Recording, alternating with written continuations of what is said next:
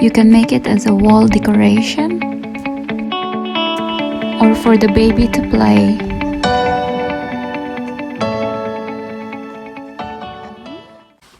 So I have here 8 balls, 2, 4, 6 and 8. Simply use your hook. Actually insert your hook right there in the middle and insert your hook and grab this yarn. That way it's also easier. Take what's best for you.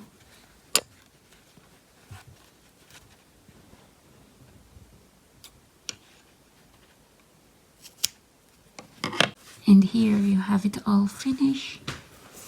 And now what we're going to do is we're going to make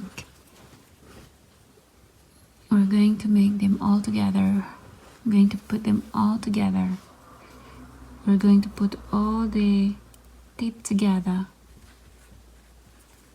like this and like this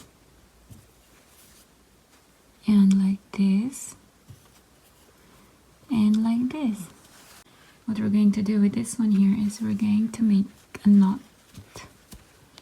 Just going to make a knot once. Once is enough. Okay, that's it.